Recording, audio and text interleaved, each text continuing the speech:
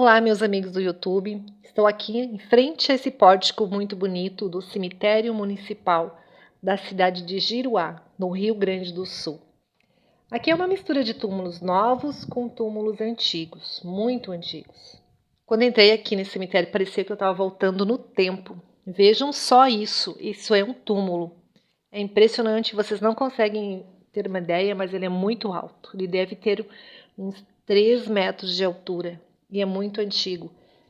Porque aqui nos meados de 1800 chegaram aqui nesta região os primeiros europeus que vieram povoar essa região aqui. Antes aqui só havia índios guaranis e depois da extinção deles, então vieram para cá os europeus.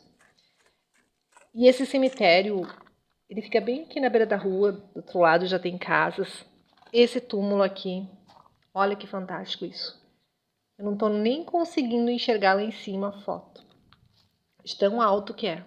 Mas eu vou dar um jeito de mostrar para vocês. Então, para quem não me conhece, meu nome é Eliane. Sejam todos bem-vindos. Vejam só esta foto. É de uma moça, de uma senhora. A foto, infelizmente, já caiu. Fico muito feliz em fazer esse registro, porque talvez essa foto se perca devido ao vento, algum animal que pode jogar essa foto ao chão e ela pode quebrar. Então fica aqui o registro. Contorno aqui, vou tentar chegar bem próximo das fotos. Você viu aqui, ó, parece que tem umas escadas, umas escadinhas, né? Eu vou subir só um pouquinho aqui. Eu tenho um pouco de medo que essa estrutura acabe caindo. Mas veja isso aqui.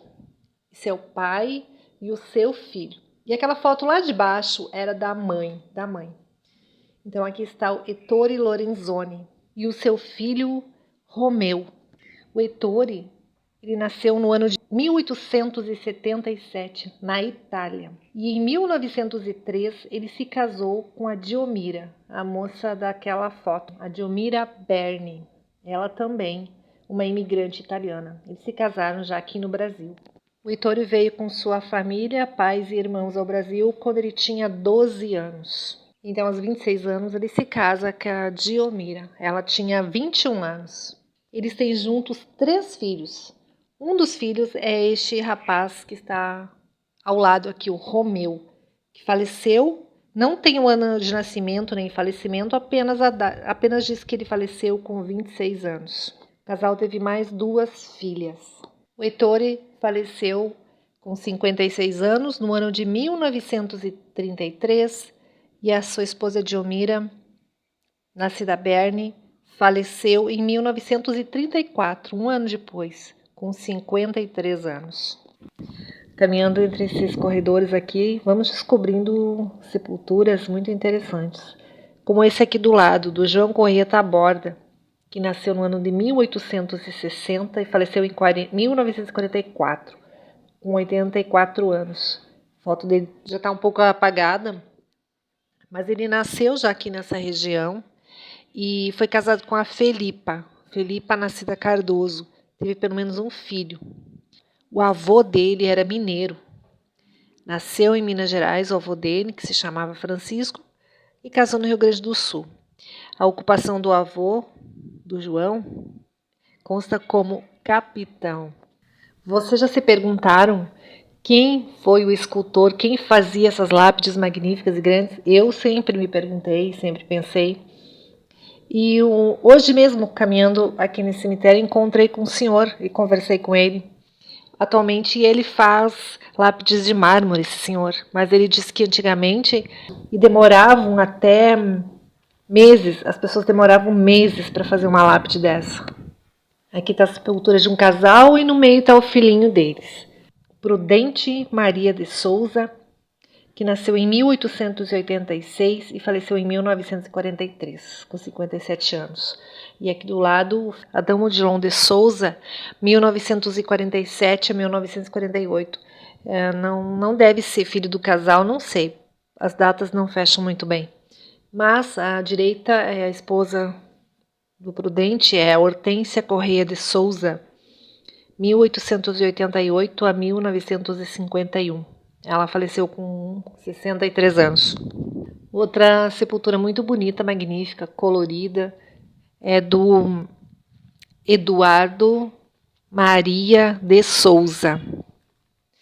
Ele nasceu em 1886 e faleceu em 1956. Ele faleceu com 70 anos. Eu já vi em muitos cemitérios essas sepulturas redondas, assim, que parecem, me lembram um forno, aqueles fornos de pedra, né, antigos. Esse é bem interessante, muito diferente. Aqui está sepultada é um casal, mas aqui só tem o nome da Dinamar. Eu acredito que Dinamar seja a mulher. Jardim de Oliveira. Nasceu em 1933 e faleceu em 1975, com 42 anos. É que Dinamar pode ser um nome tanto masculino quanto feminino, né? Eu acho. Algumas sepulturas já não têm mais o nome. Vejam que bonita é essa azul, toda em azul, essa florida aqui. Pode-se dizer que são verdadeiras obras de arte, né? Mas uma sepultura magnífica, muito grande, muito bem trabalhada. Uma obra de arte. É da Francisca da Costa Leite. Não tem a data, não tem nada. Embaixo é mais recente, então não vou mostrar. Elas são tão altas e tão grandes que fica até bem difícil, às vezes, até de filmar, de ver o nome.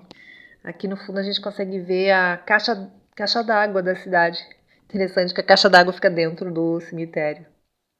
E essa parte onde está essa caixa d'água, ela já é o cemitério, se não me engano, evangélico. Aqui no corredor principal do cemitério tem vários butiazeiros. Olha esse daqui. Os cachos são quase maduros.